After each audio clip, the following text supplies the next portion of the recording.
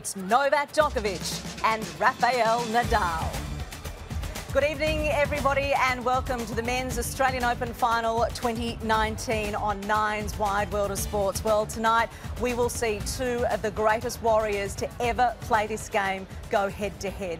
Their 2012 Australian Open Final is considered one of the greatest matches of all time. So I can guarantee you something tonight, and that is this battle will be epic. It is a very good evening to Todd Woodbridge and Leighton Hewitt, and you can feel it. There's a big crowd around. The atmosphere is just electric here, and this match has got all the ingredients to be a classic, doesn't it, Todd? Good evening, Beck. Good evening, Leighton. How good was that opener, by the way? The energy and the pitches and the excitement and the stories. I mean, it's all built to culminate in this matchup tonight, Leighton, with these two. And I've got no idea where it's going to go personally. No, it's a real tough one to pick. I don't think anyone does, but they're both playing incredible tennis at the moment. It's the world #1 against the world #2, but they've come through the tournament so convincingly, and they've actually got better as the tournament's gone on, and they both really set statements in those semi-final victories. I really feel tonight that every point that is going to be played like a match point. Well, that's what we see when Rafa goes out on court. That's exactly how he's played his entire career, and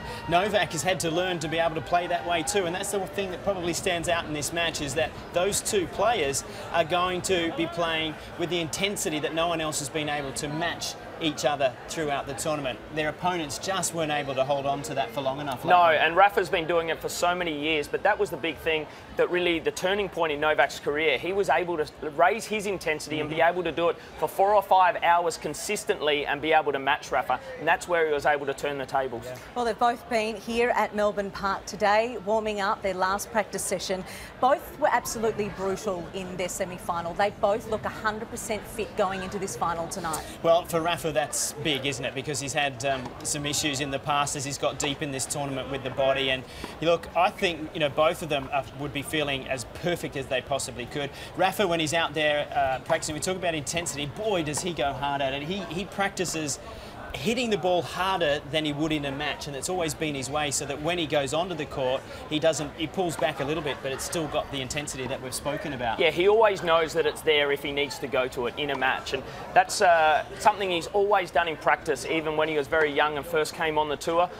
But both these guys must be so confident, and I was so impressed with how they performed in the semi-finals. But Rafa has played really well throughout, not dropping a set, and he came in with some injury question marks. He pulled out of the Brisbane International a couple of weeks before the Australian Open, but he hasn't put a step wrong the whole way through. And talking about Novak Djokovic, he's been extremely relaxed. He gets out of the hotel or out of the house, wherever he's staying. He enjoys the moment, he enjoys the city. Yeah, but look, I was a bit surprised to see him down at St Kilda riding a bike.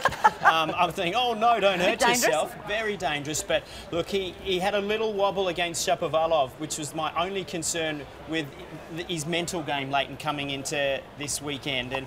But he looks like he got that out of his system, because the semi, I just didn't think that he was going to be able to play that perfect. His stats were extraordinary. No, he looked so sharp as soon as he got on the court against Lucas Pouille in that semi-final. He knew that he had the experience on his side of playing the big matches, and he made it count early. But for him, he was 5-love up, 15-40, and that's when he made his first unforced error for the match. It's quite incredible stats. Todd, do you think that everybody should cancel work or ring their bosses now and say, I'm going to be late tomorrow? Do you think this is going to go 5 hours and 53 minutes? Well, it could. It could. I mean, the last time they actually played was at Wimbledon, and that match went 10-8 in the fifth. I mean, it was the same. And that's the thing. I don't know how I can pick a winner. It's going to come down to some huge moments where one of them either steps up and goes that bit further, or one of them just gets that little bit tight. But look, I think we're in for a good, maybe 3 hours, 3.5 as a minimum. I hope so. Yeah. I hope so. I've got a nice comfortable seat here, so I can't wait. Let's take a look at the pair on our industry super funds. Compare the pair.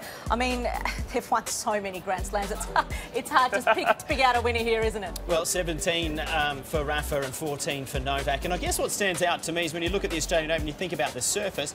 Medium-paced hardcourt. I would have thought he was going to win more there lately. Yeah, well, you can look at the US Open, and very similar to the Australian Australian Open. Their numbers are equal at the US Open, winning 3 apiece. But here in Australia, I feel like Rafa's really struggled with his body as it's got later in tournaments. That's because he's had some grueling matches early in the tournaments, and then his body has let him down a little bit. So for tonight, it's perfect. He's come through straight away. He's made every straight sets victory along this path, and he should be feeling amazing. So tonight, do you think we're going to see a mental battle play out?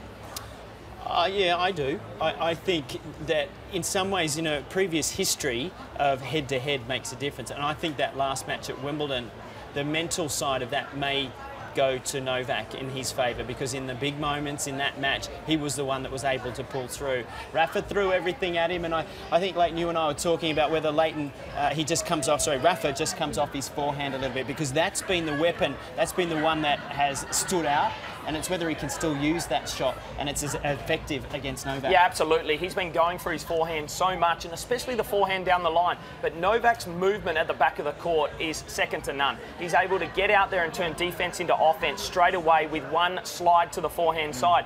Whether Rafa is going to have the power to hit through that line, otherwise Novak's going to have the open court to hit into Rafa's backhand.